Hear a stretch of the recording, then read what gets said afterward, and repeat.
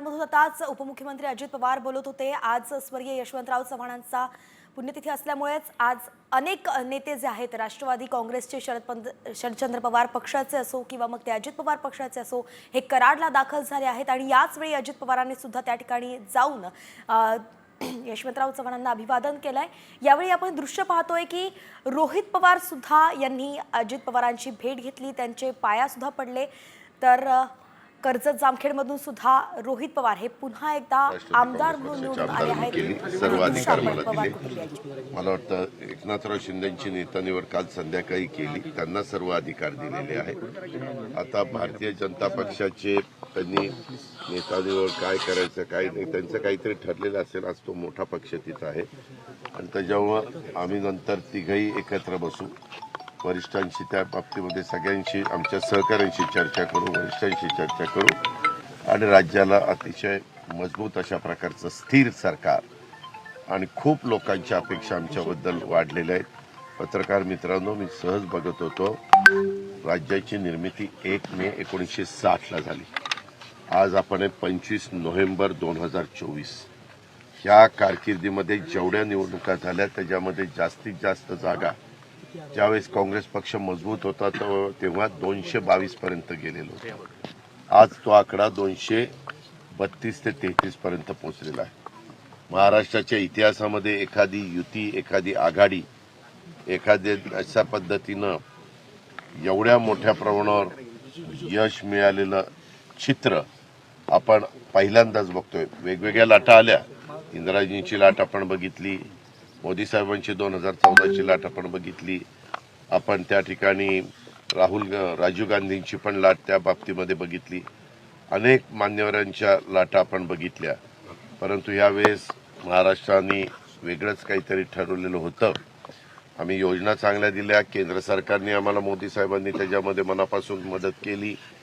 आम्ही त्याच्यामध्ये ज्या लाभ देणाऱ्या योजना होत्या, जेवढे आमची ताकद, आमची म्हणजे आपल्या तिजोरीची ताकद होती, ते विकास कामावर कुठल्याही प्रकारचा परिणाम न होऊन देता त्या योजना सर्वसामान्य लोकांच्यापर्यंत, म्हणजे विशेषतः महिलांच्यापर्यंत, माझ्या शेतकरी बांधवांच्यापर्यंत, बळीराजाच्या माध्यमातून दूध उत्पादक शेतकऱ्यांच्या पर्यंत आणि युवा युवतींच्यापर्यंत अशा सगळ्या घटकापर्यंत पोहोचवण्याचा आम्ही प्रयत्न केला आणि त्याच्यात जात पात धर्म भेदभाव असलं काही केलं नाही।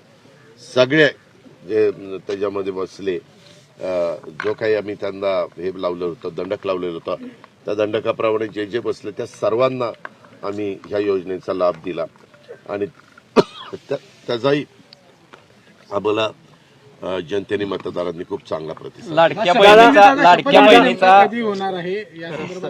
आज मी सकाळी उठून आम्ही तिघं चौघही इथं डायरेक्ट आलो।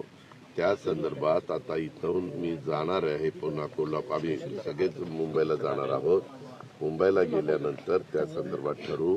आपण मध्ये जे बातम्या देत होत्या 27 तारखेच्या आत सरकार आलं पाहिजे, स्थापन झालं पाहिजे, नाही तर राष्ट्रवादी राज करतील, असं काही नाही, असं होऊ शकत नाही। कारण आता काल मला वाटतं निवडणूक आयोगाचे लोक पण राज्यपाल महोदयांना रात्री भेटले, त्यांनी सांगितलं आमची प्रोसिजर सगळी व्यवस्थित पार पडलेली आहे आणि त्यांनी पण ती लिस्ट दिली, कोण आमदार 288 मतदारसंघात कुठल्या पक्षाचे कुठले आमदार निवडून आलेले आहेत, सगळं त्याची माहिती दिलेली आहे। त्याच्यामुळे आता तर आम्हाला एवढं बहुमत आहे की समोर म्हणजे त्यांना आज विरोधी पक्ष नेता करण्या इतपत पण जागा कुठल्याच पक्षाला त्यांच्या मिळालेल्या नाही, ही वस्तुस्थिती आपल्याला नाकारता येणार नाही। तरी आम्ही म्हणजे एकनाथराव असतील, मी असतील, देवेंद्र असतील, आमचे सगळे महायुती असेल, आम्ही त्यांना विरोधकांचा मान सन्मान ठेवण्याची जी परंपरा आहे, जी पद्धत आहे, ती पद्धत त्या ठिकाणी आम्ही चालू ठेवू। विरोधी पक्षाचं नाही मिळत, मी एकंदरीत आपण नाही का सभागृह चालवत असताना एक रिस्पेक्ट देतो समोरच्यांना, कारण ते पण लोकांचे वेगवेगळ्या प्रकारचे प्रश्न मांडतील, आम्ही ते प्रश्न सोडवण्याचे मनापासून हे करू, प्रयत्न त्या ठिकाणी करू। आमच्याही सगळ्या महायुतीच्या कार्यकर्त्यांना, सहकाऱ्यांना, यांनाही सगळ्यांना विश्वासामध्ये घेऊ। अधिकाऱ्यांना पण IAS IPS सगळी लॉबी आहे, त्यांनाही विश्वासात घेऊन आता खूप जबाबदारी आमच्यावर आहे। 5 वर्ष हे सरकार मजबूतीनं चालणार आहे। केंद्राचं सरकारला अजून 4.5 वर्ष केंद्रात ते काम करणार आहे. त्याच्यावर केंद्र आणि राज्य सरकार मिळून राज्याच्या विकासाकडं प्रगतीकडं कसं राज्य सर्व क्षेत्रामध्ये आघाडीवर आपलं राहील ही जी काही आपली परंपरा आहे एक नंबर ठेवायची ती परंपरा देखील आम्ही ठेवण्यास कुठं कमी पडणार नाही अशा प्रकारे.